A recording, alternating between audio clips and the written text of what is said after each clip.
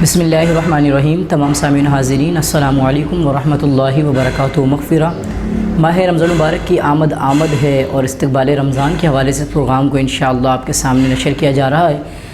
اللہ تبارک و تعالیٰ کا کروڑ احسان کہ اس رب العلا نے، اس رب کائنات نے ہم سب کو رمضان مبارک جیسی عظیم ساعتوں والے مہینے، اس کی ہر گھڑی، ہر لمحہ، ہر ساعت یقیناً رحمت بھری ہے۔ بلکہ علماء نے بڑی خوبصورت بات فرمائی ہے، یہ قدر والا مہینہ ہے، اس کی ہمیں قدر کرنا چاہیے، اس کی تعظیم کرنی چاہیے، اس میں خوب عبادت کرنی چاہیے، کیونکہ اس مہینے کے اندر اجر اور ثواب بہت بڑھا دیا جاتا ہے۔ بلکہ علماء فرماتے ہیں کہ اس مہینے کے اندر نفل کا ثواب فرض کے برابر اور فرض کا ثواب جو ہے نا 70 گنا بڑھا دیا جاتا ہے۔ اللہ تبارک و تعالیٰ کہ فرشتے جو ہیں، جو روزہ دار ہوتے ہیں، جو روزے رکھتے ہیں اور راتوں میں قیام کرتے ہیں، تراویح کا اہتمام کرتے ہیں، اللہ کی رضا کے لیے جائز کاروبار وغیرہ، تجارت وغیرہ کرتے ہیں، بلکہ یہاں تک کہا جاتا ہے کہ اس مہینے میں تو روزے دار کا سونا بھی عبادت ہے، اور بے شمار عرش اٹھانے والے فرشتے جو ہیں وہ اس کے لیے دعائے مغفرت فرماتے ہیں۔ بلکہ ایک روایت کے اندر یہاں تک آتا ہے کہ رمضان کے روزے داروں کے لیے دریاؤں کی جو مچھلیاں ہیں وہ بھی اس کے لیے استغفار کیا کر رہی ہوتی ہیں۔ اور اسی مہینے میں اللہ نے پوری دنیا تک نظام دینے کے لیے اپنا قانون قدرت کے لحاظ سے ایک قانونی کتاب، جس کو ہمارے قرآن عظیم، برہان رشید، کتاب حکیم کہا جاتا ہے، وہ اسی مہینے میں اللہ تبارک و تعالیٰ نے اس کا نزول فرمایا ہے۔ رمضان مبارک بڑی برکتوں والا۔ اب ہم نے اس میں کیا کرنا چاہیے؟ ہم نے اولاً تو اس کی قدر کرنا چاہیے،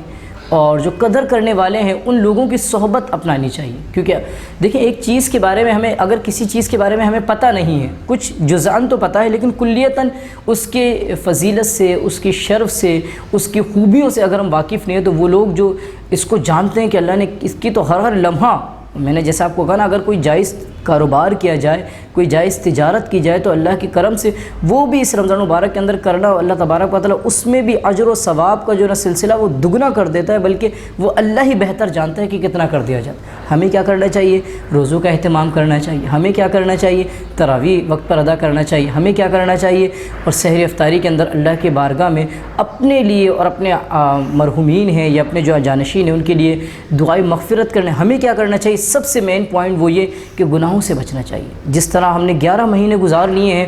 اب وہ بڑی خوبصورت کسی نے بات کہی تھی، جب پہلا رمضان آیا، یعنی پہلا دن آیا رمضان کا، جیسے ہی چاند دکھا ہے، اس دن کے بعد سے لے کے آخری دن تک اب انسان دیکھ لے کہ یہ رمضان آیا ہے، یہ رحمتیں لے کر آیا ہے، برکتیں لے کر آیا، اللہ کا فضل لے کر آیا، خوب اجر و ثواب لے کر آیا، کہ اس رمضان کے اندر میں نے اپنی زندگی کے اندر کوئی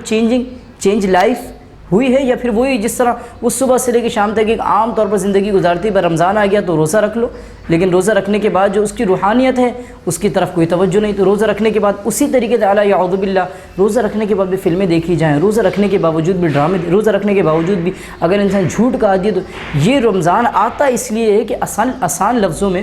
کہ انسان کے 11 مہینوں کی چارجنگ ہو جائے، 11 مہینوں کے دینی اعتبار سے، تہذیبی اعتبار سے، تمدن کے اعتبار سے، اس کی گفتگو اس کے اعتبار سے، اس کے انداز کے اعتبار سے، اس کی اخلاقیات کے اعتبار سے وہ بہتر ہو جائے۔ روزہ ہوتا ہے انسان نہیں یار، اگر زبان کا ایک تلخ انسان تھا، زبان سے جو ہے نا بدتمیزی کرتا تھا، اب روزہ ہے تو اب یہ رمضان کے روزوں کی برکت سے کیا ہوگا، جو یقین تو یار نہیں یار، رمضان کے اندر تو مجھے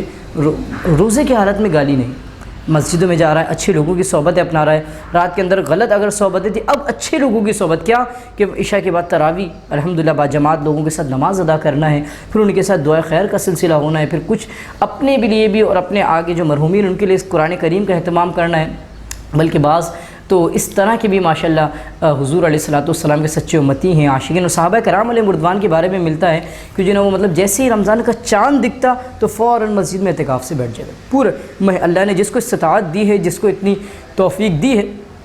تو چاہیے کہ پورے ماہ کا حضور علیہ السلام نے پورے ماہ کا بھی الحمدللہ روایتوں کے اندر آتا ہے، حضور علیہ السلام نے ایک مرتبہ شب قدر کے لیے کہ شب قدر کس دن ہے، تو حضور علیہ السلام پورے مہینے کا بھی اعتکاف فرمایا ہے۔ تو لہٰذا یہ بڑی عظمتوں والا مہینہ ہے، اور اس کی تو علماء نے بڑی قدر کرنے کی کہ اگر ہم اس مہینے کے اندر اپنے آپ کو گناہوں سے بچا لیں گے، تو پھر مثال دی جاتی ہے نا کہ اگر انسان آہستہ آہستہ بھی گناہوں سے بچنا چاہے تو انشاءاللہ وہ رب فرماتے ہیں میرے بندے تو ایک قدم میری جانب بڑھا تو میں تیری طرف 10 قدم اپنے آگے بڑھاؤں گا۔ مقصد یہ اللہ تبارک و تعالیٰ تو قدم سے اور جسم کی حیت سے پاک ہے، مطلب یہ اللہ کی رحمت، تم ایک رحمت کے لیے قدم بڑھاؤ گے تو اللہ کی رحمت 10 گنا تمہاری طرف متوجہ ہو جائے گی، تمہارے قریب آ جائے گی، اللہ کا اتنا قرب تمہیں نصیب ہونا شروع ہو جائے. تو یہ وہ مہینہ ہے. اللہ کریم ہم سب کو اس مہینے میں سحری کی، افطاری کی اور اللہ کی خصوص عبادت کی اور اللہ تبارک و تعالیٰ کے ذکر کی، حضور علیہ الصلوۃ والسلام پر درود و سلام پڑھنے کی،